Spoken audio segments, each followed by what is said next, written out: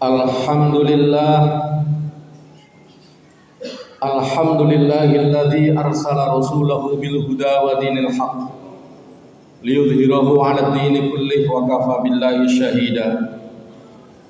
Ashhadu an la ilaha illallah wahdahu la syarika lah wa ashhadu anna Muhammadan 'abduhu wa rasuluh. Allahumma shalli wa sallim ala asyrafil anbiya'i wal mursalin Nabiyyina Muhammadin wa ala alihi wa sahbihi ajma'in, amma ba'd. Faya ayyuhal muslimun, usikum wa iyaya bittaqwallah faqad fazal muttaqun.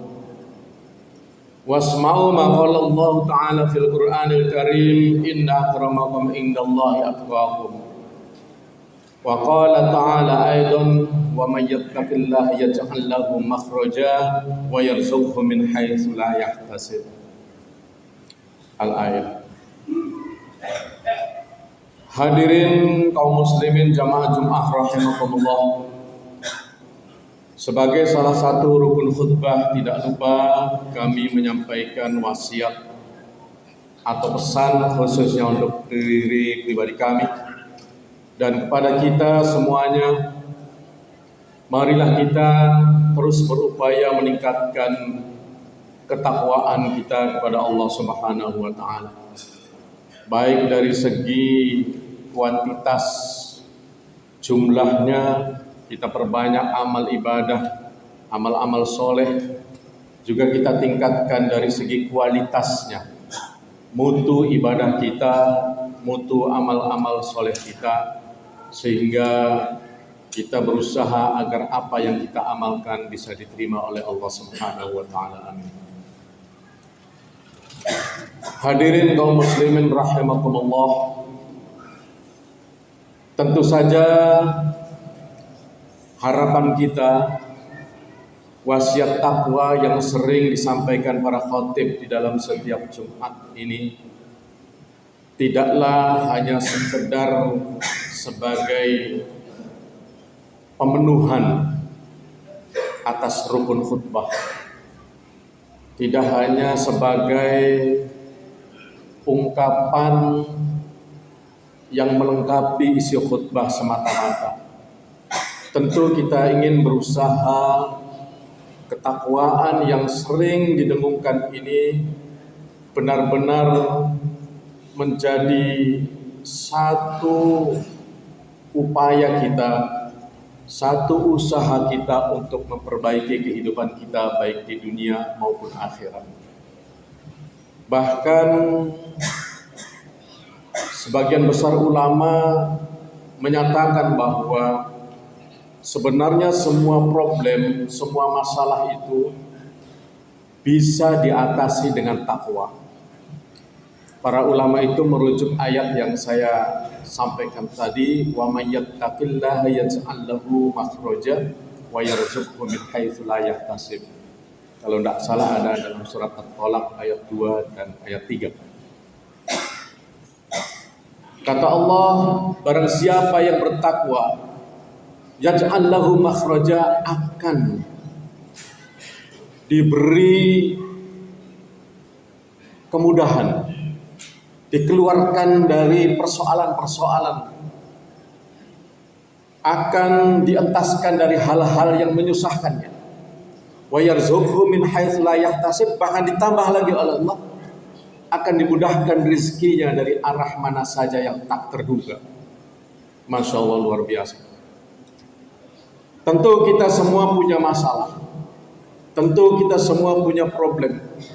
Apakah problem pribadi-pribadi kita, masalah keluarga kita, masalah yang ada di kantor kita, masalah dalam kehidupan berbangsa dan bernegara atau bermasyarakat, insya Allah dengan takwa akan terentaskan. Ya, saya pernah berdialog ya, kan di Indonesia ini salah satunya sedang ada masalah yang cukup serius, misalnya masalah stunting. Mungkin di antara kita masih ada yang belum pernah mendengar apa itu stunting. Di Indonesia ini ada kasus stunting cukup tinggi, dan itu oleh PBB dianggap sebagai masalah yang serius. Stunting itu adalah anak-anak generasi kita yang terlahir itu kondisi fisiknya gagal tumbuh, tubuhnya pendek. Kalau hanya tubuhnya pendek masih tidak apa-apa. Tapi persoalannya orang stunting itu, anak stunting itu sudah tubuhnya pendek, misalnya anak-anak 13 tahun umurnya tingginya segini, dia lebih pendek. Tapi masalah lainnya selain tubuhnya pendek, otaknya juga kerdil. Nah, yang kedua ini yang paling bahaya. Kalau anak-anak yang tubuhnya pendek tetapi otaknya cemerlang, masih punya masa depan. Dia mungkin masih bisa menjadi profesor, menjadi pemikir, menjadi perancang sesuatu yang hebat, masih bisa. Tetapi ketika tubuhnya pendek, otaknya juga lemah, ini tentu saja mengancam masa depannya. Dan itu menurut SSGI, Studi Status Gizi Indonesia, di Indonesia itu angkanya ada 24% lebih. Padahal PBB, WHO khususnya hanya mengakomodir suatu negara itu dimaklumi jika kasus stuntingnya di bawah 20%. Berarti kita lebih tinggi. Dan Sultra, Sulawesi Tenggara, daerah kita ini lebih tinggi lagi, lebih tinggi dari angka nasional, yaitu 30,2%. Dan Kota Kendari sama dengan angka nasional, 24%. Artinya masalah itu juga ada di sekitar kita. Kita tidak ingin ada di antara anak kita, kemenakan kita, cucu kita yang mengalami hal ini. Maka dari itu, ini juga merupakan pesan yang Allah sampaikan kepada kita, wal yakhshal ladzina law taraku min khalfihim dzurriyyatan dhi'afan khafu 'alaihim falyattaqullah wal yaqulu qawlan sadida. Kata Allah, hendaklah kalian takut ketika kalian meninggalkan anak-anak kalian, generasi penerus kalian, dzurriyyatan dhi'afan, dalam kondisi lemah. Ya, khaufu alaihim, yang kita menjadi khawatir bagaimana nasib mereka ke depan. Kita perlu mencemaskan bagaimana nasib anak-anak kita, generasi bangsa Indonesia, generasi Sulawesi Tenggara ke depan. Maka tentu ketika ada kasus stunting ini bisa membahayakan. Dan setelah diteliti oleh para ahli, para dokter, penyebab stunting itu adalah kekurangan gizi yang dimulai dari saat ada yang menyebutnya dari saat pembuahan. Artinya bibitnya kalau ingin berhubungan suami istri, tentu ingin punya anak. Nah, itu harus bagus, berkualitas. Makanan dari orang tua yang ingin mempunyai anak juga harus bagus. Kedua, pada usia 1000 HPK, 1000 hari pertama kehidupan si janin ini, mulai dalam kandungan selama 9 bulan ditambah 2 tahun, ini harus dipahami oleh kita sebagai masa emas yang tidak boleh disia-siakan, tidak boleh diabaikan. Begitu ada dalam kandungan, beri gizi yang cukup. Jangan justru ketika hamil misalnya makannya, mie instan terus, atau satu jenis makanan saja karena ibunya senangnya itu. Padahal anak janin di dalam kandungan itu membutuhkan protein, vitamin, gizi yang baik.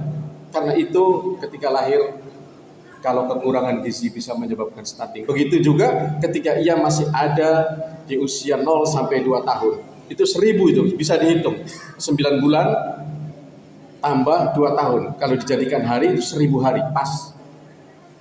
Nah, itu masa keemasan. Harus diperhatikan. Stunting bukan hanya karena miskin keluarganya, tetapi bisa juga terjadi, bahkan sudah ada kasusnya, ketika orang tuanya kaya raya, sukses, bisa melahirkan bayi stunting gara-gara kelengahan. Ya saking tiap hari sibuk urus bisnis, hitung uang, lagi hamil lupa, makannya diabaikan. Ya, itu bisa. Diasuh sama pembantu, ketika pembantunya tidak serius juga bahaya. Konsep dalam ayat yang saya sampaikan tadi itu kembali falyattaqullah wal yaqulu qawlan sadida. Artinya agar kita punya generasi yang baik, Allah memberikan inspirasi kepada kita. Upaya yang pertama adalah kita bertakwa kepada Allah. Mungkin apa hubungannya takwa dengan masalah ini? Sangat berhubungan. Orang yang bertakwa itu yakin adalah orang yang bertanggung jawab. Di antara yang pertama, ketika dia bertanggung jawab, tentu dia akan bertanggung jawab kepada generasi-generasi penerusnya. Sejak generasi itu mulai hadir di dalam kandungan istri-istri kita. Orang yang bertakwa juga adalah orang yang bagaimana bisa menyiasati agar generasinya itu lahir dengan baik. Contoh kecil-kecilannya, ketika istri hamil, bapak-bapak yang sudah berkeluarga, silakan setiap pagi, kalau sebelum pergi kerja, ajak dialog bayi kita, baca sholawat. Kalau baca Al-Quran, dekatkan rahim, dekatkan kandungan istri kita. Itu sudah melalui hasil proses penelitian, ternyata itu sangat berpengaruh. Dia ini punya telinga di dalam kandungan istri kita, dan ketika mendengarkan hal-hal yang baik, hal-hal yang sifatnya soleh-solihah, apalagi ayat-ayat Al-Quran dibacakan, suara azan, suara zikir, suara sholawat, itu juga akan membentuk karakter. Jadi di samping fisiknya diisi dengan gizi yang baik, protein yang baik, vitamin yang baik, secara ruhaniah juga kita lakukan hal-hal seperti itu. Insya Allah itu adalah langkah-langkah yang kita lakukan melalui kunci takwa. Kedua, yang terakhir, dalam mendidik anak juga kita wal yaqulu qawlan sadida, kata Allah, hendaklah kita berkata dengan anak, ya, yang mulai mengeluarkan perkataan ketika dalam perut dengan bacaan-bacaan yang baik. Juga ketika sudah lahir, kita bisa dengan anak itu tensinya direndahkan. Ya. Jangan sedikit-sedikit anak mau bicara, anak mau ngomong, kita marah. Ingat, salah seorang sahabat Nabi pernah menyampaikan keinginannya untuk diberi wasiat oleh Nabi. Ausidi ya Rasulullah, berilah aku wasiat ya Rasul. Apa jawaban Nabi? La taghdab, la taghdab, la taghdab. 3 kali Nabi mengatakan. Wasiatnya itu, janganlah engkau mudah marah, janganlah engkau mudah marah, janganlah engkau mudah marah. Mohon maaf, kadang-kadang di antara kita, yang mungkin juga kadang-kadang saya sendiri, ketika ada anak mungkin minta ini, kadang-kadang lagi kondisi tidak enak, nah itu hati-hati. Kita usahakan. Nah ketika suasana mungkin istri lagi ribut, lagi marah, ambil Quran, baca zikir, insya Allah itu akan menenangkan kita. Inilah konsep yang mudah-mudahan meskipun ayat ini sangat pendek, sangat singkat, dan hanya 2 cara, takwa dan berkomunikasi dengan baik, mudah-mudahan bisa membantu kita dalam melahirkan generasi-generasi penerus anak-anak kita, agar di masa depan bangsa kita, Sulawesi Tenggara juga menjadi lebih baik. Amin ya rabbal alamin. Barakallahu li wa lakum fil Qur'anil azim wa nafa'ani wa iyyakum bima fihi minal ayati wa dzikril hakim wa taqabbal minni wa minkum tilawatahu innahu was samiul basir.